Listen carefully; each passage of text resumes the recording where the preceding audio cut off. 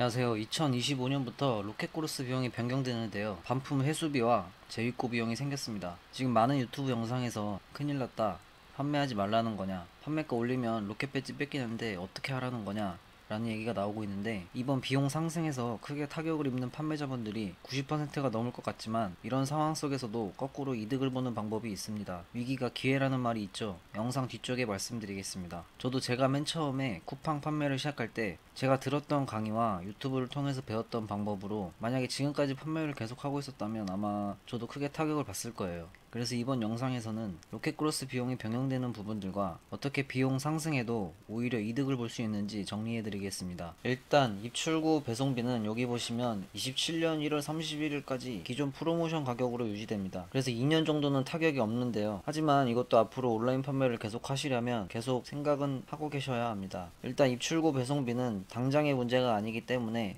다음에 다시 다뤄보겠습니다. 그 다음 보관비는 기존엔 2달이 무료였는데 1달 무료 보관으로 변경됩니다. 이게 어떤 영향을 주냐면요, 원래 2달 무료일 때는 2달 판매량을 예상해서 쿠팡 창고에 입고했습니다. 이렇게 하면 재고를 쿠팡 창고에 입고해두기 때문에 대표님 창고가 필요 없어서 창고 임대비를 아낄 수 있었습니다. 하지만 이제는 추가 비용을 없애기 위해서 한 달치 혹은 그 이상의 재고를 주문해서 한 달치는 쿠팡 창고에 입고시키고 나머지는 무료로 보관해주는 배대지 창고를 이용해서 판매가 어느 정도 되면 바로바로 쿠팡 창고로 입고시킬 것 같습니다. 하지만 중국에서 국내로 들어오고 쿠팡 창고로 입고되는데 시간이 필요하다 보니까 아무래도 기존보다는 재고 관리하는데 좀 더 귀찮아지긴 하겠죠. 쿠팡은 무료 반품이었기 때문에 이번 로켓크로스 비용 인상에서 반품비가 핵심인데요. 이게 원래는 반품 회수비부터 반품 재입고비 전부 무료였습니다. 근데 이제 비용을 받습니다. 여기 보시다시피 국내 이커머스 업계의 반품률은 대략 20%에서 30%인데요. 반품률을 20%로 잡고 판매가는 2만원, 사이즈는 소형으로 예를 한번 들어보겠습니다. 한 달에 1000개면 적긴 한데 계산하기 쉽게 한 달에 1000개가 팔린다고 하면 반품 회수비는 매월 20개까지 무료니까 1775원 곱하기 180개 하면 31만 9,500원입니다. 반품 재입고비는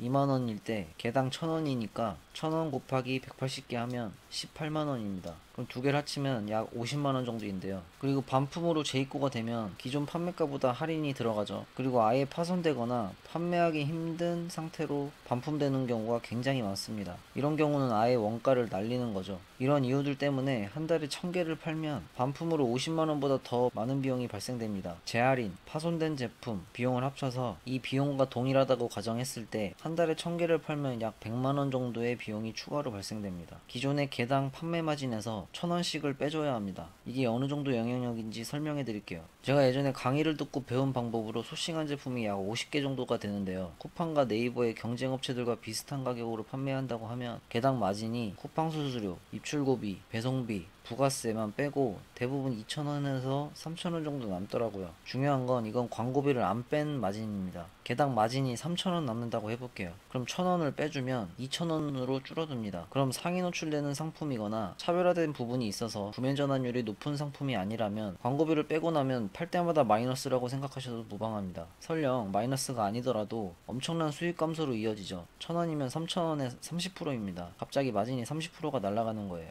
그럼 대충 계산해보면 한 달에 1000만원씩 벌던 분들도 700만원으로 줄어드는 건데, 더 중요한 건 이건 프로모션 가격이라는 겁니다. 프로모션이 끝나는 순간 완전 얘기가 달라져요. 월 1000만원에서 500만원 아래로 떨어질 겁니다. 근데 이런 상황 속에서도 오히려 이득을 보는 방법이 있습니다. 처음부터 아이템 소싱을 제대로 하는 건데요. 아이템 소싱 관련 영상은 고정 댓글에 있으니까 봐주시면 도움이 많이 되실 거라고 생각합니다. 요약하면 누구나 1688에서 수입해서 팔 수 있는 제품이 아니라 제조를 통해서 차별화를 주고 마진 자체를 높이는 겁니다. 이렇게 해야 가격 경쟁 없이 로켓 배지 뺏기는 걱정 없이 판매가를 조절할 수 있습니다. 그리고 검수도 검수 전문 업체에 맡길 수 있고요. 검수를 해야 반품률이 줄어들고 비용 감소로 이어지면서 마진이 올라갑니다. 반품비와 추후의 입출고비와 배송비의 상승으로 포기하거나 망하는 판매자분들의 빈 공간을 차지하면서 오히려 더 큰 수익을 낼 수 있는 방법입니다. 그럼 기존 판매자들도 판매가를 올리면 되는 거 아니냐고 하실 수 있어요. 일단 판매가를 올려도 같은 제품을 파는 경쟁업체들의 가격을 보면서 올려야 합니다. 안 그러면 로켓 배지를 바로 뺏기기도 하고 가격 경쟁력에서 떨어지죠. 그럼 가격을 올리면 보시다시피 수수료도 같이 올라갑니다. 판매가 올리는 것도 편하게 막 못 올리죠. 매출이 떨어지니까요. 부담이 될 될 수밖에 없습니다. 그리고 입출구비와 배송비의 프로모션이 끝나는 순간 크기가 제일 작은 제품의 비용이 1,900원이 올라갑니다. 그럼 제일 작은 제품에서 1,900원을 메꾸려면 제가 지금 이거 옛날에 팔았던 제품인데요. 원가가 배송비,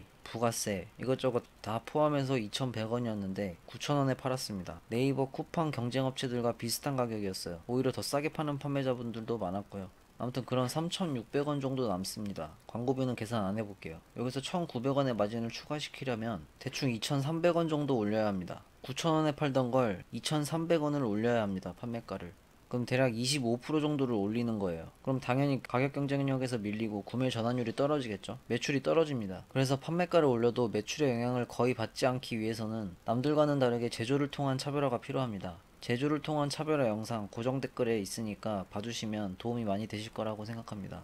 저는 이번 반품 비용이 추가되면서 많은 판매자분들이 포기하고 추후에 입출구비와 배송비의 프로모션이 끝나는 순간 기존의 1688에서 수입해서 팔던 판매자분들 대부분이 수익 악화로 인해 포기할 것이라고 생각합니다.